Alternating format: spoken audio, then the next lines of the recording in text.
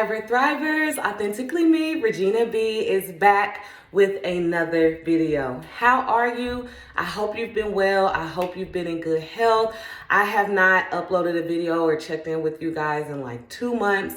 And that's because I wanted to get the holiday season out of the way. Our holiday season is also birthday season. We have 2 birthdays in November. My son who turned 19, my daughter who turned 11. And then we had December, so we have my birthday, which is Christmas Eve, and then we had Christmas, and then we just had New Year. So today is January 2nd. It's Tuesday, so today I thought, why not go ahead and do your first video of the year. Let's finish out what we started to do, or I'm gonna finish out what I started to do, which is going through this book for the second time, just as a litmus test to see where I'm at on the journey of healing. Healing is a constant thing. It's something that you have to work on. It's something that each level that you get to, there's another level to get to and another level to get to. So this is, for those of you that don't know, it's not you, it's them. 30 Days of Hope and Help for the Adult Child of a Narcissist by Debbie Tudor. This is my second time going through the book. I originally sat down and wrote everything through. And if you're interested in watching that first journey, which started the channel, go ahead and go back like 2 years or so, and you can watch the original videos and then come back and watch this one and, see where I've progressed to. So yeah, I'm in a different location as well. I am down in my basement because after I do this, if there's any tension or stress that's built up, I'm gonna go ahead and get on my treadmill and run it out, or just be thankful and just have gratitude in my heart. So yeah, let's get into it. So we left off at day 19. We are actually at day 20. And also my children are still home from school. They go back tomorrow. But I was in the mood and I'm like, why not just go set something up downstairs? We got a new little puppy. So I was like, take the puppy out. I'll be back up very, very quickly, very short. And let's get into this video, okay? So day 20 says the accountability issue. We would often prefer to believe that somehow we were the cause of this painful parenting, or stick to the cliche that our parents did the best they could rather than look directly into our feelings of hurt and anger. Eleanor Payson, The Wizard of Oz and Other Narcissists. So that was a quote by her. So Debbie says, as a therapist, I'm often given a detailed biography by my client of their narcissistic parents' childhood as a way for the scapegoat to distract, excuse, or explain away the parents' responsibility for their behavior. Why do we as scapegoats look for ways to let the parent off the hook? Some thoughts. 1, if the narcissist is simply seen as the victim of a bad childhood, it pushes away my pain, and I'm used to having my pain diminished or dismissed as not important. That's familiar to me. Pity them, not me. Number 2, focusing on my parents' pain is familiar too. It's all that has mattered my whole life. I'm much more used to seeking to understand them than thinking about me. Thinking about me is uncomfortable. I feel guilty holding them accountable. That's not being a good daughter or son. The truth of the matter is this: no matter how bad our childhood was, we all have choices as to how we behave as parents. If you don't think this is true, think how differently you have chosen to parent your children from the way you were raised. Recognizing their accountability is critical to moving forward. I agree. I think there are some days where I have to check myself. As you guys know, I don't have a problem being like, ooh, that was a learned behavior. That was something that you experienced, and that was not okay. Going to my children, taking responsibility for my bad behavior, and apologizing. Being a parent is a whole journey within itself, so you're not going to get everything right, but I know how I feel as a child of a narcissist.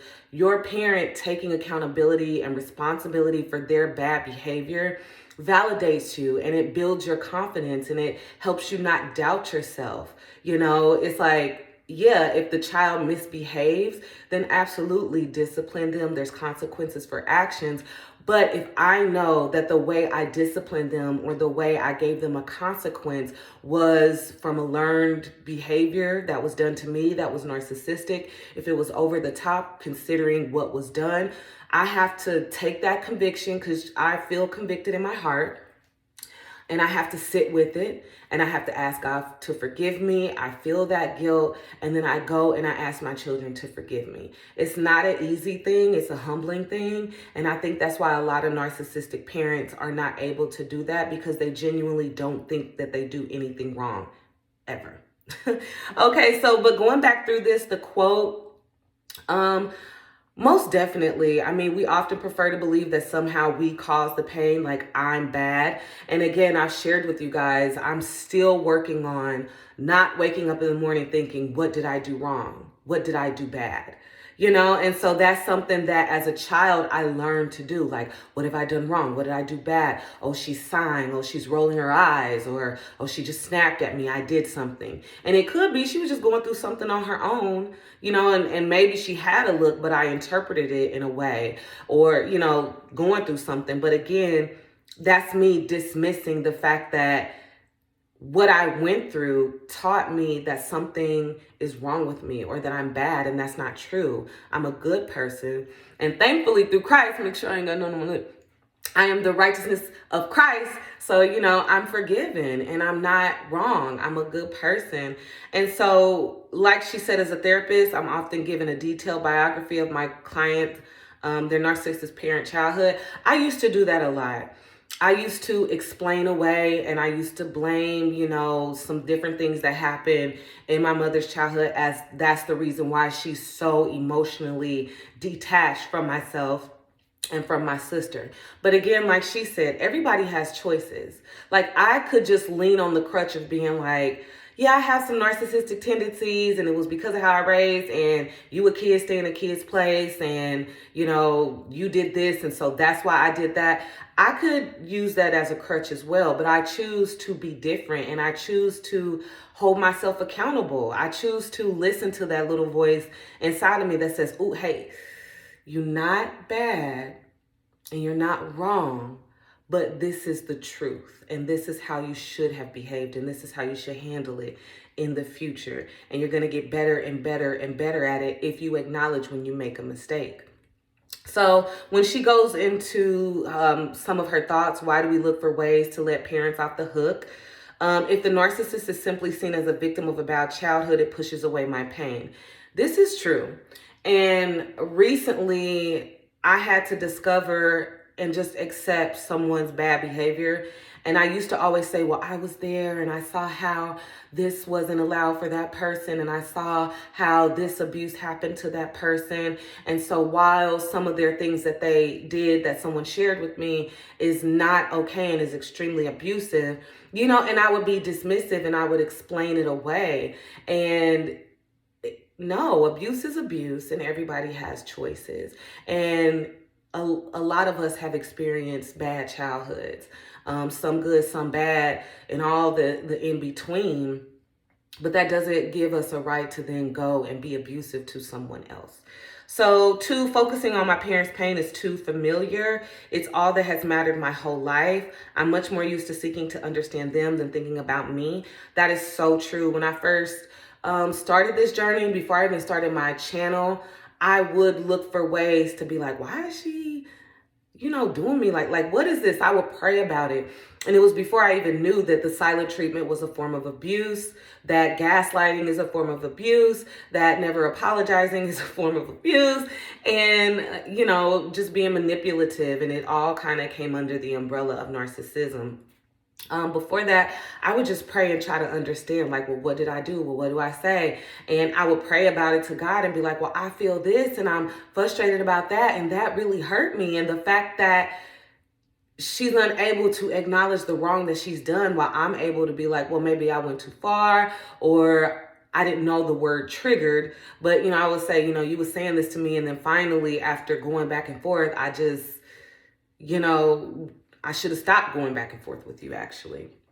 So, yeah, I used to do that. And then that is just journaling about it and different things, that's how I was led to Google why do people do the silent treatment, and then learn about that. And then that's when I discovered, narcissism and all of that.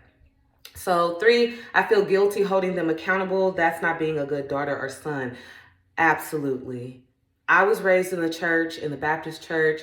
I still have a very close relationship to God. I have a close relationship to Jesus. I'm a believer. I'm a Christian. And so we're raised with that. The first promise in the Bible is honor your mother and your father so your days may be long. And it wasn't until I went to therapy that it was like, she just said to me, like, I've had a lot of clients that come in and have experienced what you've experienced. And their mother is everything but a child of God. She's like, you haven't cursed your mother once. You haven't said anything disparaging about her. All you did was talk about very factual events that you experienced and how that made you feel. And she says, so maybe you remaining no contact is the best way to honor your mother and work on not holding resentment, not holding a grudge. I forgive her. I hope nothing but the best, even in 2024. And I recently was on my treadmill feeling some feelings, because I think us as scapegoated kids, sometimes I try not to acknowledge the hurt and the anger, because for a lot of us, that whole silent treatment and cat mouse thing, it's about intentionally hurting you to control you so that you do what they want you to do, so that you get their love and so you get their attention. And so for me, because I knew early on, before I even knew about what this was, I knew that, okay, you intentionally do things to hurt me on purpose. And so what I did to shield myself was I avoided acknowledging that hurt me, because it made me feel weak, and it made me feel like, okay, I'm giving into what you want me to feel, which is hurt. And that makes me weak. And so then the anger part, I'd be like, I'm gonna try not to get angry. I thought that not getting angry was a step in the direction of forgiveness. And really it's just hiding how you feel. And so a couple of days ago, I just kind of gave full vent to God. And I said, you are the safest place, Lord Jesus. You are the safest place, Father, that I can share this hurt and this anger with. And that's how I realized that I had not acknowledged like my hurt and my anger.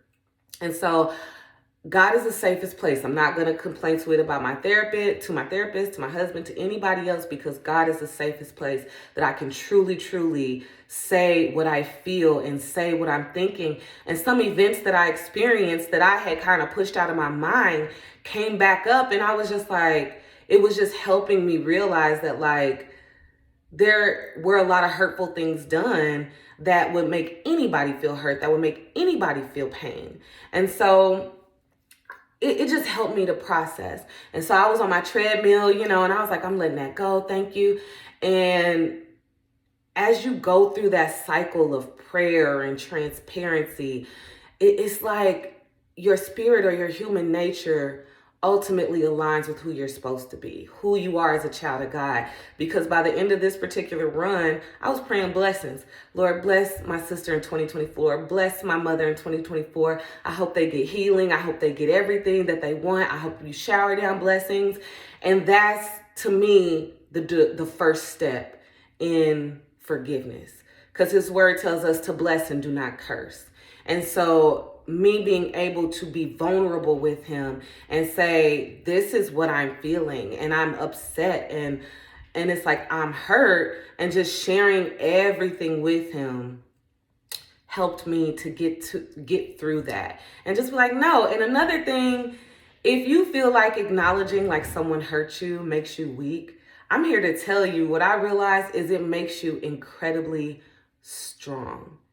A lot of people walk around with hurt and anger and they never acknowledge it. And you don't have to go to the person that hurt you and give full vent to your rage. Give full vent to God. He says, get angry, just don't sin in your anger. So don't go off on that person and call them everything but a child of God. No, go to your safe place. Go to your safe place. And when I went there, it was a cycle of me maybe saying some things and then me going into prayer about it, me saying some things, going into prayer about it. And I have to credit my best friend Cece. I remember she had went through something and she was talking about how she was talking to God and she accidentally cussed, and she was just like, I'm sharing it with you, God. I'm not sharing it with anyone else. And it's just how I feel, and you know how I feel, and you know my thoughts. So that's just a way of being transparent. The truth of the matter is this, she says at the end, no matter how bad our childhood was, we all have choices to how we behave as parents. And if you don't think this is true, think how differently you have chosen to parent your children from the way you were raised. Yes, I mean, you have to take responsibility and accountability. Children are very transparent. You can see on their faces when you've hurt them.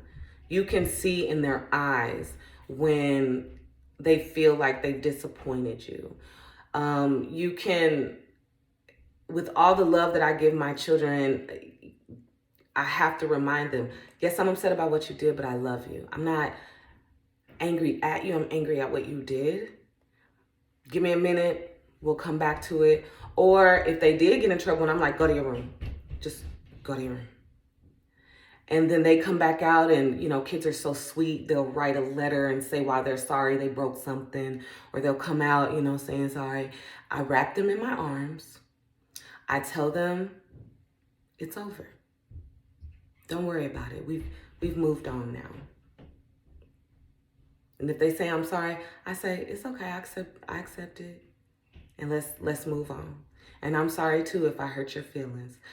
I was super frustrated. So if I hurt your feelings or I scared you, I'm sorry too, and I love you. And like I said, you know, we're humans. So I don't deal with every situation perfectly at all. But again, that conviction, that correction that we get, that small voice from the spirit that's like, that's not the truth of how you're supposed to act. I mean, listening to that is very important, and it's hard to do if you're not used to it, because it can feel like you're being chastised, or you can start to feel guilt, like, oh man, but I did that. But it's like, no, how quick, like just like you fall down, how quickly can you get back up? How quickly can you shake that off? Like when you stub your toe. You know, so the affirmation for today is all adults are responsible for their choices. Debbie instructs us to say this 3 times, taking deep breaths in and deep breaths out. So all adults are responsible for their choices. All adults are responsible for their choices. What this means to me, everybody got choices. I say it all the time, and it's something I started saying when I started this journey. Everybody has choices, and no one can make you do anything, because when you say, you made me do this, you're giving someone a big boost. I mean, you're giving someone control. A power boost. You're putting someone up here and saying, nobody can make you do anything. We all have choices. And based on experiences, based on how we were raised, based on our culture, it drives the choices that we make, yes, but we all have choices. God gave us the free will to choose who we want to be, what we want to say, how we want to act. So we all have choices. And some adults don't realize that they have those choices, but you have a choice, even how you choose to think. It was a devotional I read the other day, and it was like, they're going over, this is the day that the Lord has made, I will rejoice and be glad in it. And in the devotional, she teaches, just think about in a day, like you can spill some coffee on you while you're driving to work or something, and that can dictate the rest of your day. And you can be like, the rest of my day is just going to be crappy. And then every little thing that happens is just like, see, I know, you know, or you can make a choice to say, that's frustrating. My coffee fell in my lap. I'm sticky. I smell like coffee. I like to drink coffee, but I don't like to smell like coffee all day. This is me personally, because I've spilled coffee on myself. But you could just be like, man, it was just a moment. It was just a moment. And let's see what the rest of the day will unfold. Let me just wipe it off. It'll be okay. So that's what that means to me. And then it says journal to heal, holding the narcissist accountable. I don't have no problem with doing that now. Write a letter to your narcissistic parent that you will not send. Research shows that writing pen to paper versus typing is a powerful release for the brain.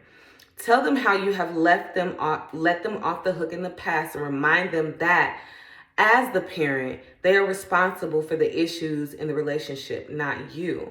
Talk about ways you were blamed and labeled to account for the family's issues.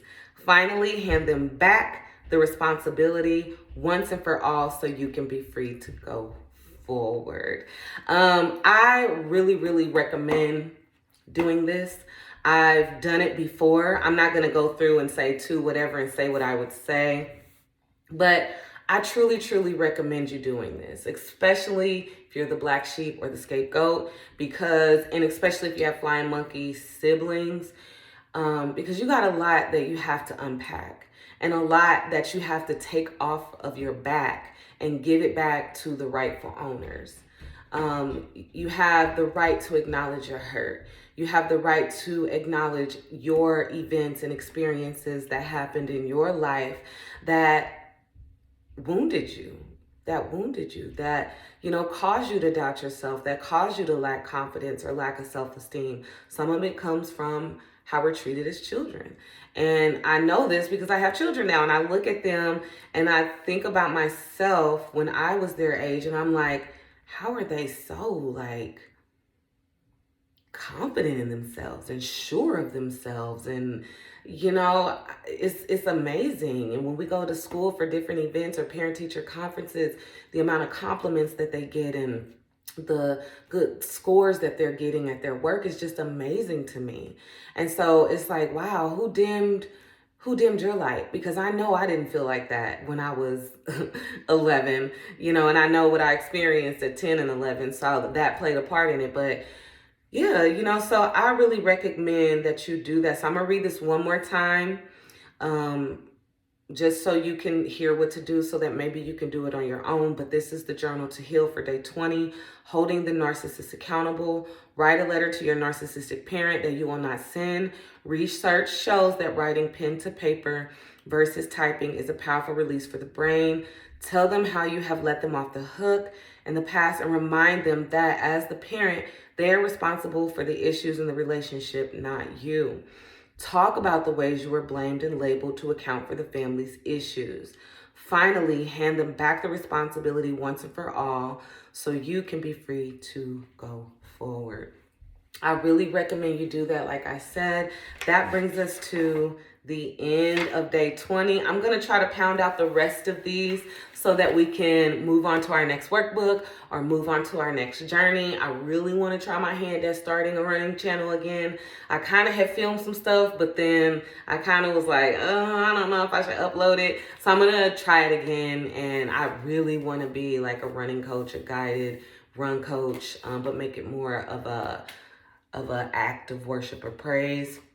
So, pray for me about that I get confidence and that I get clarity. Other than that, I hope that you have been in good health mentally and physically. The holiday season is a difficult time. I'm here to tell you that you are not alone. So if you feel alone, if you're going through the journey to heal, it can feel lonely during this time of year.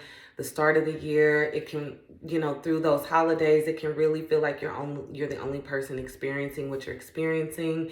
If you are no contact or low to no contact with individuals in your family, and it's a personal choice that you've made, that you've prayed about, that you feel is the safest thing for you, it is so easy for people's opinions to try to creep in, people's judgments to try to creep in, people's lies to try to creep in and get you to doubt your decision. I recommend continually praying about it, aligning yourself with God, knowing who you are in God, in Christ, knowing that He knows your heart, He knows your why, He understands your why, He sees you, and He loves everybody the same in this entire situation. And He wants you to be safe, and He wants you to be protected. And if you are no contact with a parent, whether it be a father or a mother, seek God as Father. Jesus calls Him Abba. When He teaches us how to pray, He says, this then is how you should pray, our Father. He is a Father. He is the ultimate, the supreme parent, and he's a safe place for you. He is a safe place for you. So that is the end of this video. If you've made it this far, thank you so much for rocking with the channel. Thank you to all my subscribers. CD, thank you so much for your love and support, girl. Thank you for your comments. They are so funny. They are so relatable. I feel like I know you through your comments even more. And I look forward to them every time I see them. They are so encouraging to me. It lets me know I'm not alone. Thank you for being a part of this journey. Make sure you find an opportunity to get out there and get after your get after, whatever your get after is. I love you. God loves you so much more.